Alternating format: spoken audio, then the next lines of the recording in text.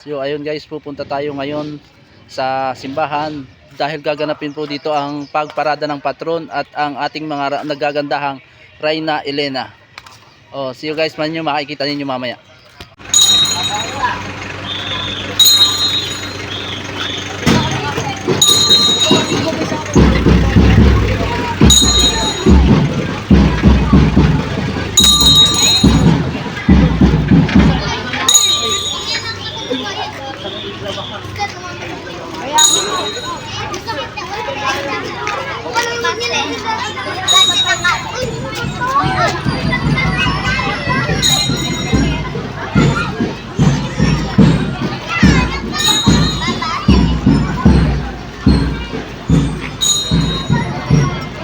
Maria, Ina ng Diyos.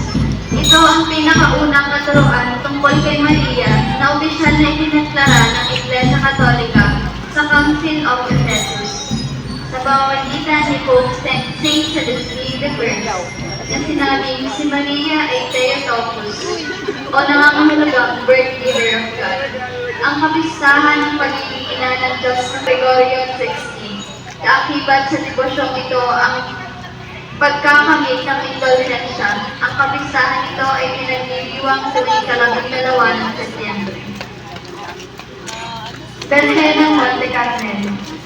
Ang Berhen ng Monte Carmelo ay isang titulo ng Berhen Maria na may kaugnayan sa bundok Carmel sa Israel, kung saan nagsimula ang orde ng mga Carmelita.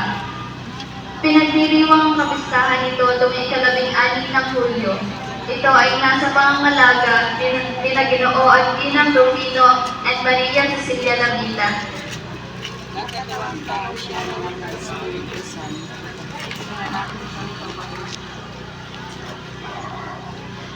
Mahal na Berhen nagagalak. Ang Berhen ng Alegria o Berhen ng Salubong ay ang pagsasalarawan sa mahal na ina na sinasalubong ang muli niyang nabuhay na anak. Ginagamit ito sa prosesyon tuwing Sabado de Gloria at karaniwang nakaitim na belo ang Berhen at tatanggalin ito ng gaganap na anghel kapag nagtagpo na ang imahe ng Berhen at ni Jesus. Ito ay nasa pangangalaga ni na Ginoo at Ginang Donald and Lorena Reyes. Sa kanyang aparisyon, itinakita ni Maria ang disenyo ng isang medalya na simbolo ng pananampalataya at proteksyon na inaangkinan na nagdudulot ng mga himala sa mga nagsusuot nito ng may pananampalataya. Ito ay pinagdiriwang tuwing ika-27 ng Nobyembre.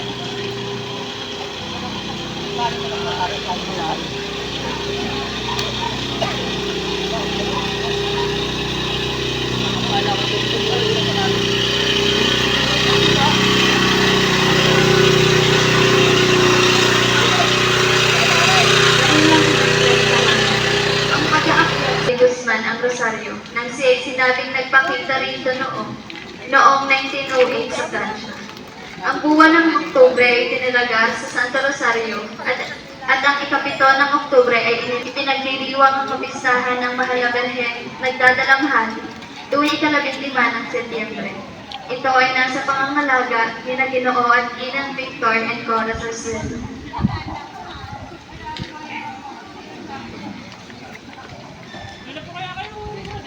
Mahal na Berhen ng Fatima. Ang Mahal na Berhen ng Fatima ay nagpakita sa tatlong bata na sina Lucia, Francisco at Jacinta sa ibabaw ng isang punong kahoy sa parang ng Fatima Portal noong ika-13 ng Mayo. Ang huling himala na nasaksihan sa Fatima ay naganap noong October 13, 1970. Ito ang kanyang tagubilin sa tatlong bata. Ako ang Berhen ng Rosario, gumawa ng mga ang pag-aalay ng bulaklak at ang pagdadasal tuwing hapon araw-araw ng mga devoto, simula unang araw ng Mayo hanggang katapusan ng Mayo. Ito ay isang anak ng Diyos, Panginoon ating lahat, na nagkatawang tao siya dala ng Espiritu Mahal na Santo, Berhen ng Pagdalaw. ipinanganak Ang Mahal na Berhen ng Pagdalaw ay isang titulo.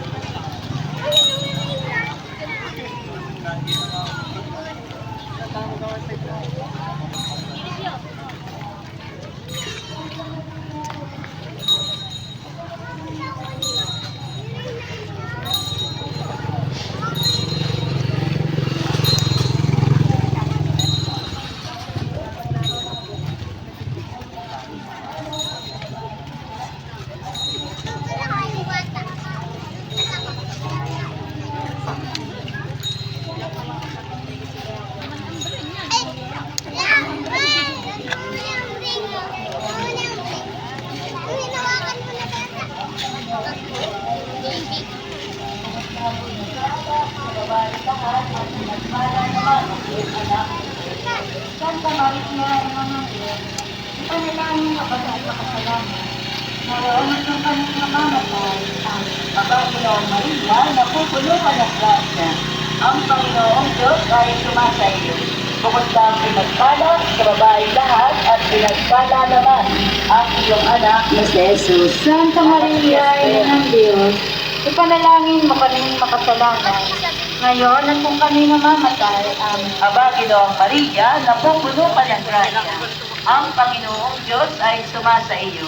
Bukod kang pinagpala sa babaeng lahat at pinagpala naman ang iyong anak na si Jesus. Santa Maria, Ina ng Diyos, ipanalangin mo kaming makasalanan. Ngayon at kung kami namamatay, amen. Aba, Ginoong Maria, napupuno ka ng grasya. Ang Panginoong Diyos ay sumasa iyo. Bukod kang pinagpala sa babaeng lahat at pinagpala naman ang iyong anak na si Jesus. Santa Maria, Ina ng Diyos, ipanalangin mo kaming makasalanan. Ngayon at kung kami namamatay, amen. Aba, Ginoong Maria, napupuno ka ng grasya. Ang Panginoong Diyos ay sumasa iyo.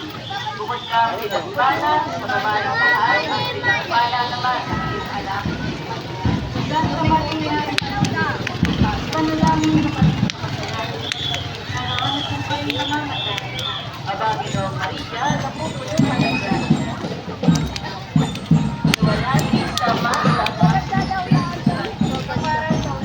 Ay, si Father, nandiyan. Kita, may isang Father. Ayun.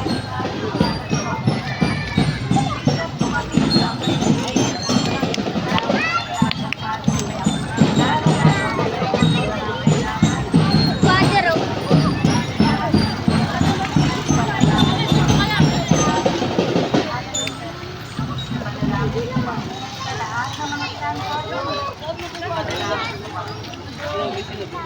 Ang ikalibang